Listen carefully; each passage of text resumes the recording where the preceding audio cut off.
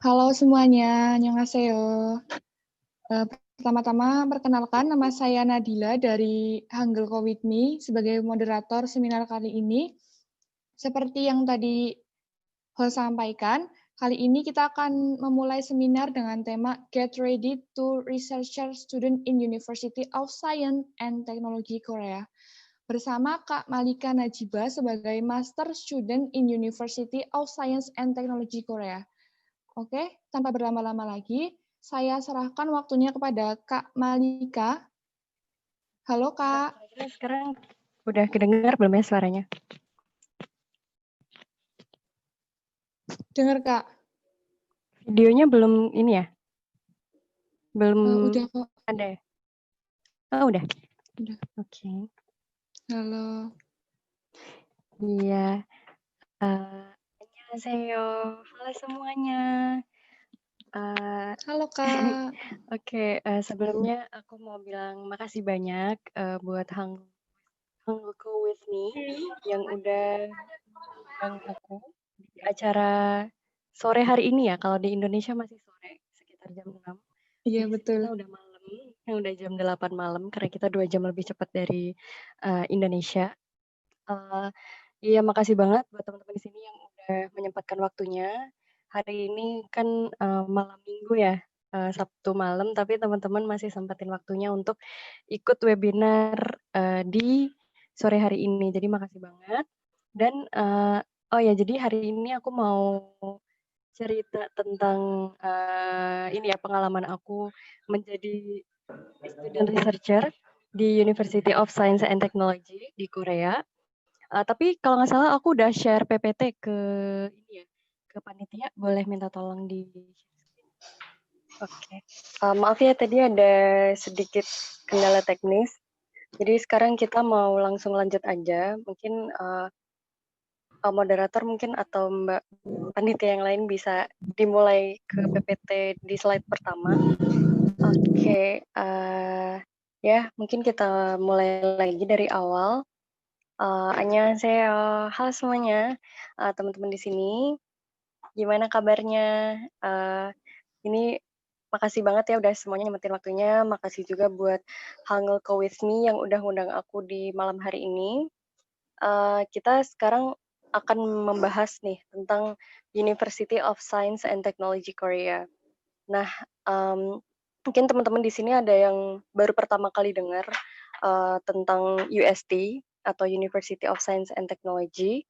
Mungkin ada juga yang udah pernah mendengar. Nah, jujur aku waktu pertama kali daftar di UST ini, itu adalah pertama kalinya aku tahu tentang apa sih itu UST dan nanti aku akan share ke teman-teman kira-kira apa aja sih kelebihan-kelebihan dari UST dari beasiswa yang nanti aku ceritain itu dibandingkan dengan beasiswa-beasiswa lain yang ada di Korea Selatan.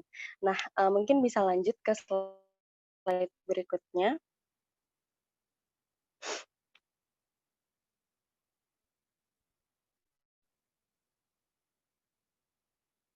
Itu karena di sini lagi dingin banget. Jadi di Korea Selatan itu kita sedang akan musim salju, musim dingin. Mungkin temperaturnya sekarang udah 2 derajat, bahkan kalau malam udah minus. Dan tadi sore ketika aku keluar dari kamar, itu udah turun salju dikit gitu. Jadi di kamar pun aku merasa kedinginan walaupun udah pakai pemanas di sini. Jadi mohon maaf banget nih aku meler banget sekarang. Oke, kita langsung mulai aja. Jadi ini perkenalannya, tadi udah kenalin sama Mbak Nadila ya sebagai moderator. Jadi perkenalkan lagi, di sini aku Malikah Najibah, bisa dipanggil Malikah aja. Terus aku 2015, mungkin di sini teman-teman yang datang di sini adalah ada yang seumuran sama aku atau mungkin kita beda setahun 2 tahun, tapi aku angkatan 2015, lulus tahun 2019. Bulan lalu banget, bulan Juli, tanggal 20, masih inget banget, 20 Juli itu lulus, dan tanggal 27 Julinya aku berangkat ke Korea Selatan nih, teman-teman, buat lanjut S2 di UST. lebih tepatnya aku ambil jurusan di energy engineering. Nanti aku akan cerita ngapain aja sih di energy engineering juga sebut dengan KIST. Mungkin teman-teman di sini nggak begitu pernah dengar ya tentang KIST, tapi mungkin pernah dengar apa itu KAIST ya. Aku sering banget dibilang, "Oh, Mbak Malikah dari KAIST," gitu. Padahal enggak, KAIST sama KIST itu beda. Kita KAIST tapi nggak ada A-nya ya teman-teman, nggak pakai advance. Jadi KIST doang. Dan sebenarnya kalau sama KAIST itu kita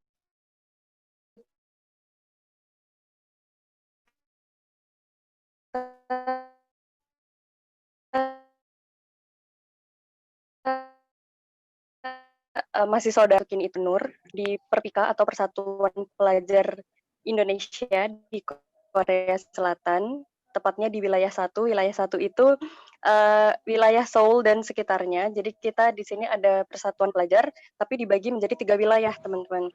Ada yang di Seoul, kemudian ada yang di daerah Busan, dan ada satu lagi yang di daerah Daejeon kayak gitu. Nanti teman-teman bisa nih kalau udah diterima menjadi mahasiswi di Korea Selatan, bisa tuh gabung di Perpika kayak gitu. Dan sekarang aku juga sedang menjadi Indonesian Student Representative di University of Science and Technology.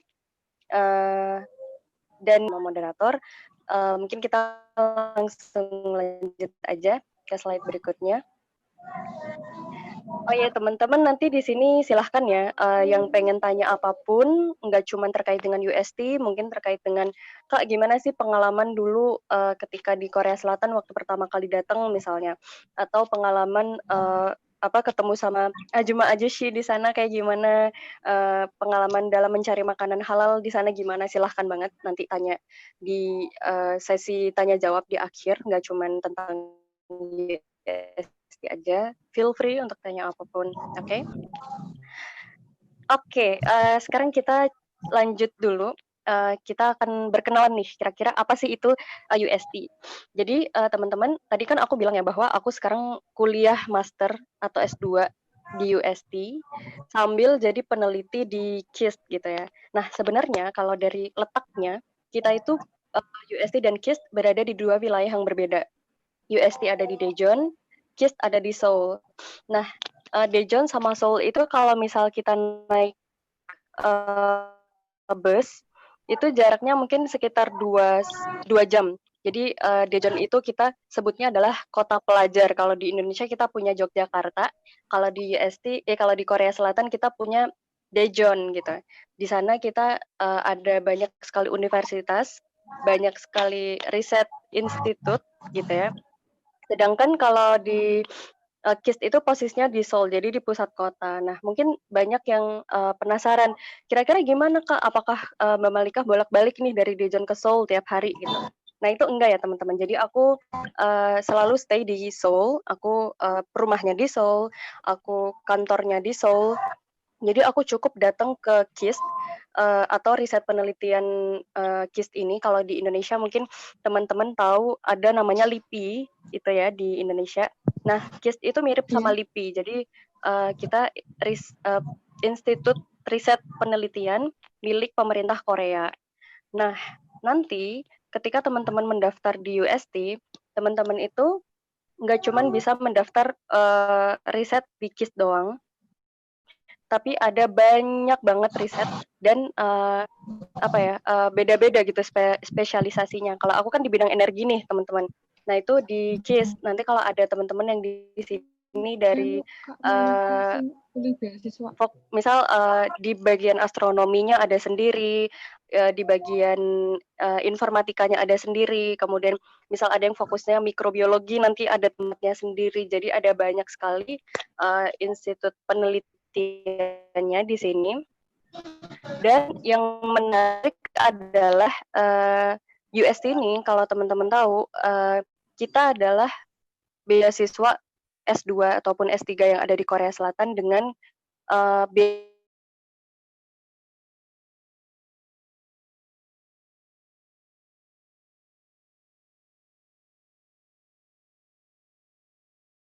mungkin tahu satu yang akhirnya S2 dengan beasiswa KGSP karena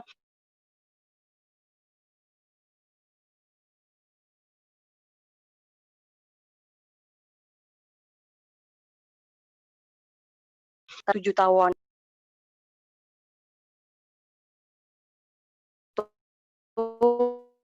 mohon maaf banget belum bisa lanjut ke UST, tapi nanti mungkin bisa tuh lanjutin S2 sama S3-nya di UST kayak gitu.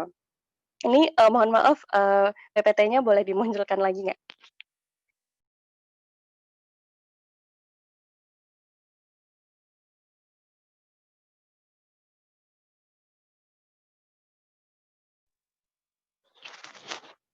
Uh,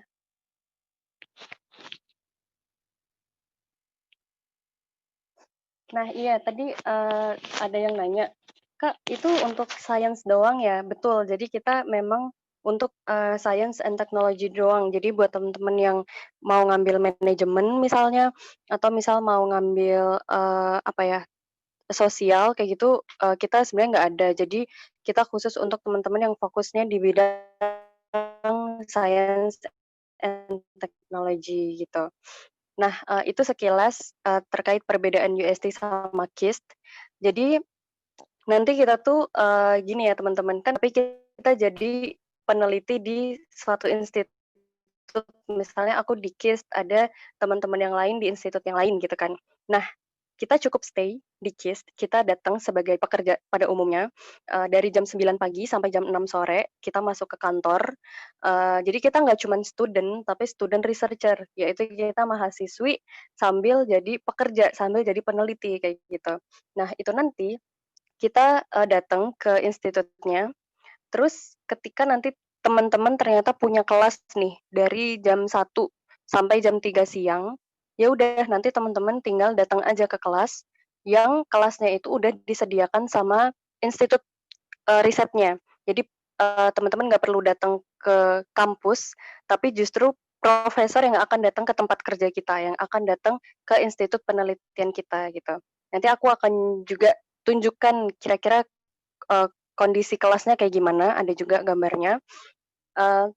Nah, nanti misal kan teman-teman datang nih jam 9 pagi sampai jam 1. Nah, jam 1 ada kelas sampai jam 3. Nanti teman-teman ke kelas, kemudian jam 3-nya balik lagi tuh ke lab untuk kembali bereksperimen di laboratorium atau kembali ke kantor buat misalnya baca-baca paper, kemudian ngolah data, kayak gitu. Jadi uh, itu ya perbedaannya kok bisa sih jadi mahasiswi tapi juga bisa sambil jadi peneliti kayak gitu. Nah, nanti gaji yang kita dapat sebesar 1,7 juta won itu atau yang setara dengan 20 juta rupiah itu kita bayarkan tuition fee-nya atau di Indonesia mungkin kita sebutnya adalah UKT gitu ya atau uang kuliah tunggal.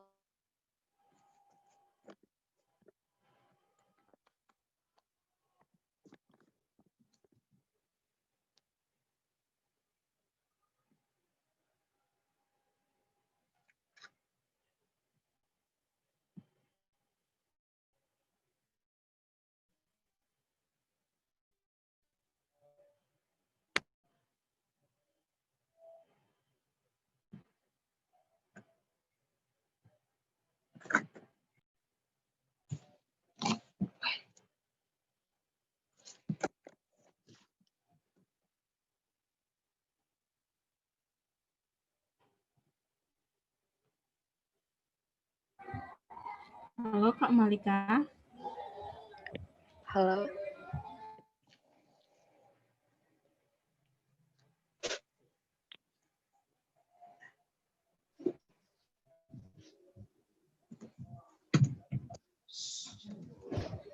Maaf Kak, tadi nggak ada suaranya.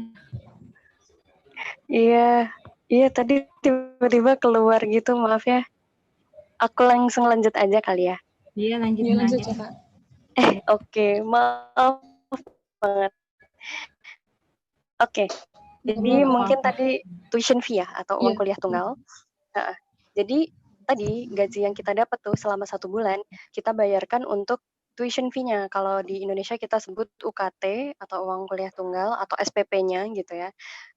Itu kita bayar setiap bulan dan nanti kita, manage sendiri uangnya misalnya untuk, apartemen atau asrama misalnya. Jadi kalau kita nanti, teman-teman misal keterima sebagai mahasiswa-mahasiswi UST, nanti teman-teman berhak mendapatkan, ini asrama selama 2 tahun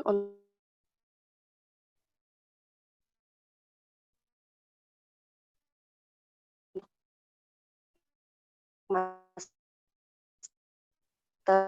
dan untuk yang kan edukasi.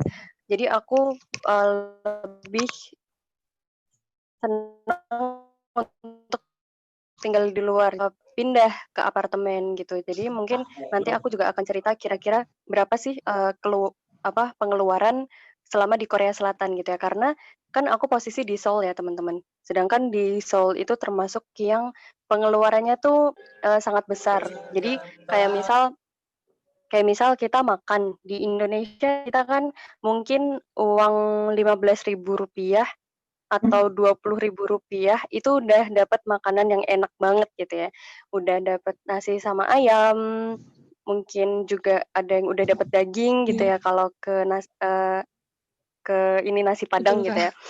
Tapi di sini kita sekali makan itu mahal banget. Jadi 1 piring nasi, lauk semuanya itu sekitar Rp15.000 atau setara dengan Rp180.000.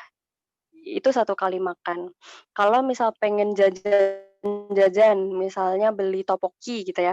Topoki kita di sini satu wadah kecil, kecil banget, itu harganya Rp4.000 atau setara dengan hampir Rp50.000 gitu ya.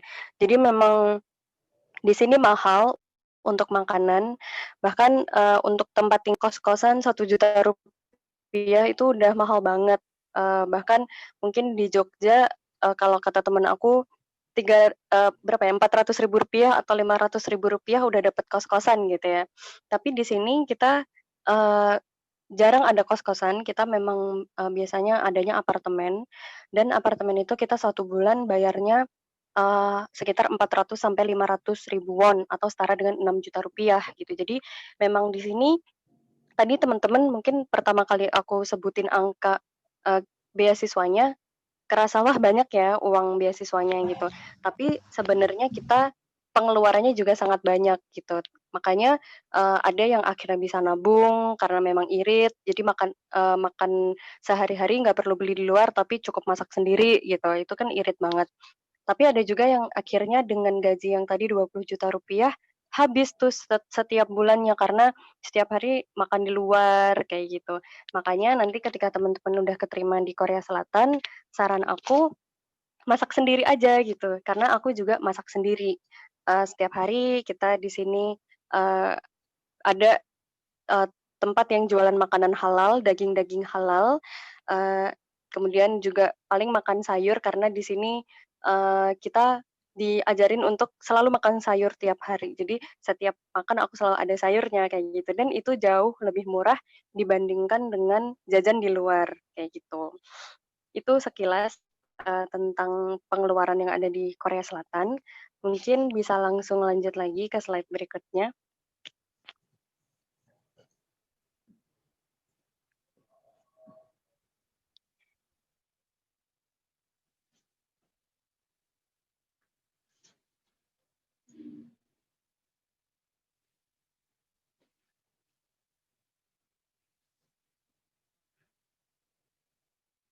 Aku sebutkan dokumen-dokumennya dan juga cara mendaftarnya.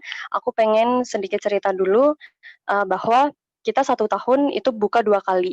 Yang pertama itu di fall semester atau, semester musim gugur. Jadi musim gugur itu, sekitar bulan, September itu udah mulai gugur daun-daunnya, dan kita mulai kuliah September, tapi mulai apply itu bulan Februari.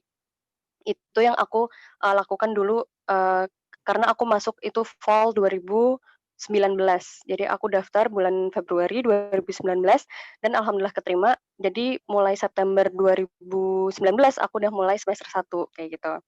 Yang kedua ada spring semester atau semester musim semi. Jadi, di sini, mulai ada cherry blossom, daun-daunnya udah mulai pink-pink semua. Di sini apply-nya sekitar bulan Agustus dan nanti mulai kuliahnya adalah sekitar bulan Januari, kayak gitu. Teman-teman yang tertarik bisa langsung cek aja website-nya, di sini aku, udah tuliskan website-nya, ada bahasa Korea dan ada juga bahasa Inggris, nanti teman-teman bisa cek di situ. Dan cara mendaftarnya, nanti teman-teman yang pertama kali itu harus membuka website-nya dulu nih, si website ini, kemudian nanti teman-teman bisa mendaftarkan data diri teman-teman, misal login gitu ya, masukin, email, kemudian password yang baru, kayak gitu. Nah, terus kalau udah masuk ke situ, nanti teman-teman diminta untuk, men-submit dokumen dan dokumennya apa aja, yang pertama itu ada surat rekomendasi dosen. Jadi, untuk S2 dan S3 memang semuanya butuh surat rekomendasi dosen, dan syaratnya itu ada 1 sampai 3 surat. Waktu itu aku memasukkan 2 surat, dan suratnya itu teman-teman bisa, online, nanti di-submit langsung ke sistemnya, atau dikirimkan ke Korea Selatan secara offline. Dan waktu itu aku langsung kirim ke Korea Selatan, karena kebetulan dosen yang aku minta surat rekomendasi ini udah cukup, ini ya, cukup sepuh gitu. Jadi aku kayaknya agak susah kalau misal harus menjelaskan ini di-submit ke sistem ini, ke website yang ini. Jadi udahlah aku lebih menggampangkan aja buat profesornya. Jadi aku kirim waktu itu sekitar 4 lembar, itu aku bayar sekitar hampir Rp300.000. Jadi memang di situ aku bayar sendiri, nggak ditanggung sama UST. Dan saran aku ketika nanti teman-teman meminta surat rekomendasi, kalau bisa minta ke dosen-dosen yang memang kenal sama teman-teman di sini.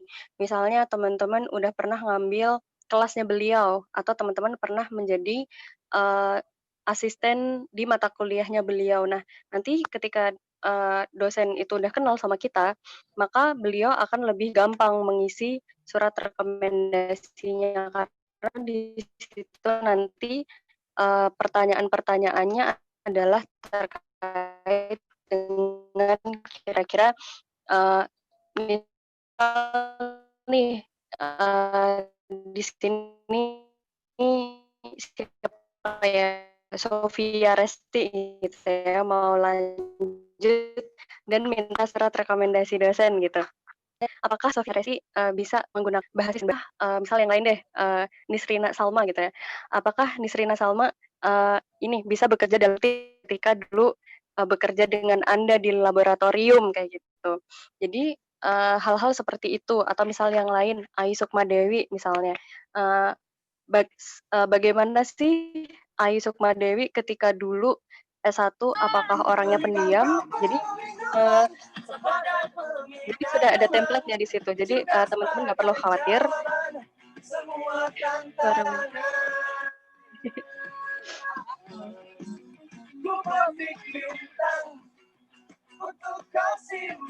Oke, kita lanjut aja ya. Tadi ada bunyi-bunyi. Oke. Nah, itu tadi yang pertama surat rekomendasi dosen. Yang kedua, butuh apa lagi nih, Mbak? Yang kedua adalah kita butuh skor bahasa Inggris. Udah pasti ya teman-teman, kalau misal teman-teman pengen lanjut ke luar negeri, itu, syarat yang utama itu adalah skor bahasa Inggris. Walaupun di sini kita, di Korea Selatan dan ada beberapa mahasiswa-mahasiswi yang kuliahnya pakai bahasa Korea, tapi untuk UST kita pakainya bahasa Inggris, full bahasa Inggris, nggak pakai bahasa Korea. Nah, di sini maaf banget aku salah tulis, bukan topik harusnya, tapi TOEIC, TOEIC, TOEIC, dan teman-teman juga selain pakai TOEIC bisa pakai TOEFL atau IELTS, dan aku di sini sebenarnya sangat menyarankan teman-teman untuk pakai TOEIC gitu, karena, eee, ini, kita tuh terutama teman-teman yang pengen ke Jepang atau ke Korea Selatan, atau misal ke negara-negara di Asia seperti Cina, kemudian ke Thailand, Taiwan, kayak gitu, kita bisa banget pakai TOEIC. Karena TOEIC itu, cenderung lebih mudah, tesnya, dan dia lebih murah, teman-teman. Jadi dulu aku pakai TOEIC, itu aku cukup bayar sekitar Rp600.000. Sedangkan kalau TOEFL atau IELTS kita mungkin bayarnya bisa sampai 2, sekian juta, pokoknya lebih dari Rp2 juta kayak gitu. Jadi aku ya udahlah, karena kebetulan UST juga, bisa pakai TOEIC, akhirnya aku pakai TOEIC. Dan kita sangat, gampang sebenarnya, karena kita cuman reading sama listening, jadi nggak perlu speaking ataupun writing gitu. Jadi jauh lebih gampang dibandingkan TOEFL ataupun IELTS. Itu yang kedua. Yang ketiga kita, mengisi namanya future plan. Jadi future plan di sini kita udah ada template-nya, udah ada sekitar 7 pertanyaan kalau nggak salah waktu itu aku, dan future plan ini 7 pertanyaan itu juga terkait dengan diri kita itu seperti apa. Misalnya, apa sih, kelebihan kamu, apa sih kekurangan kamu, apa sih motivasi hidup kamu, kemudian, hal-hal seperti, coba ceritakan background S1 kamu seperti apa, terus kenapa kamu ambil S2, kemudian kenapa kamu ambil UST, kenapa kamu pilih Korea Selatan, dan setelah lulus kamu mau jadi apa? Apakah lanjut S3 misalnya, atau udah cukup S2 pengen kerja di industri misalnya. Jadi, di situ kita cerita future plan pakai bahasa Inggris. Kemudian yang terakhir, dokumen yang paling penting adalah transkrip sama ijazah gitu. Dan, yang menarik adalah waktu aku daftar UST, aku belum punya transkrip sama ijazah teman-teman semuanya, karena aku waktu itu masih kuliah semester akhir, jadi bulan Februari 2019 itu aku belum lulus, jadi aku cukup pakai surat keterangan akan lulus yang aku minta ke, tata usaha di, program studi teknik kimia gitu. Jadi aku minta nanti suratnya itu ditandatangani oleh ketua prodinya, jadi itu bisa kita lampirkan. Yang penting ketika aku sudah diterima, itu, aku udah dapat transkrip sama ijazah. Jadi aku kan keterima itu bulan Mei, kemudian ada syarat kalau bisa punya transkrip atau ijazah sebelum Agustus 2019 karena harus disubmit ke UST-nya. Dan kebetulan aku lulus bulan Juli, jadi setelah itu aku bisa submit, ijazah sama transkrip kayak gitu. Nah, nanti kalau teman-teman udah, punya semua dokumennya, tinggal disubmit aja, dan setelah dinyatakan diterima atau lolos tahap 1, tahap dokumen, teman-teman akan diminta untuk wawancara. Dan wawancaranya itu tenang aja karena kita semuanya via online, jadi cukup 15 menit via Skype, teman-teman nggak perlu datang ke Korea Selatan, cukup stay di depan, laptop gitu ya, untuk wawancara. Dan wawancaranya itu akan, diwawancara oleh 3 profesor, waktu itu aku ada 3 profesor dari institut riset yang aku tuju, jadi dari KIST gitu. Dan semuanya full pakai bahasa Inggris, jadi teman-teman di sini yang belum bisa bahasa Korea, tenang aja karena aku dulu ketika daftar ini pun belum bisa bahasa Korea sama sekali, kayak gitu. Itu terkait dengan, admission-nya, bisa lanjut lagi ke slide berikutnya.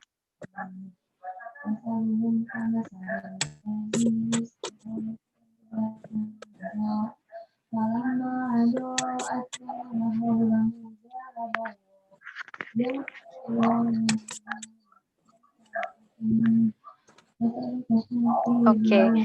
Nah, mungkin banyak teman-teman yang penasaran juga, kira-kira ngapain sih Mbak kuliah energy engineering itu kita ngapain aja? Kemudian ada bagian-bagian apa aja kayak gitu.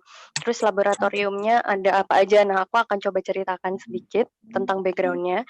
Jadi di, center aku itu ada nggak cuman dari anak-anak teknik kimia kayak aku, tapi juga ada teman-teman yang dari jurusan kimia murni, kemudian ada yang dari jurusan fisika murni, kemudian ada juga yang dari teknik mesin, teknik perminyakan, teknik sipil, bahkan teknik lingkungan. Jadi kita memang, jurusannya beda-beda, tapi kita masuk di laboratorium yang sama, kayak gitu.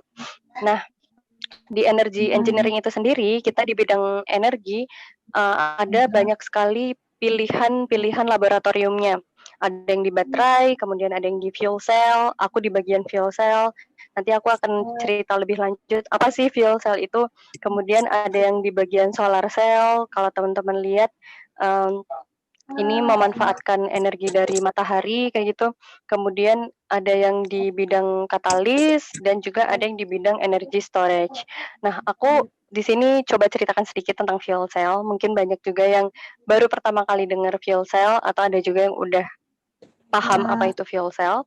Di sini aku udah kasih gambarnya. Ini ada suatu reaksi kimia di situ. Jadi apa sih yang aku lakukan? Ini aku membuat suatu membran. Jadi di sini aku tulis spesialisasinya adalah anion exchange membrane fuel cell and water electrolysis.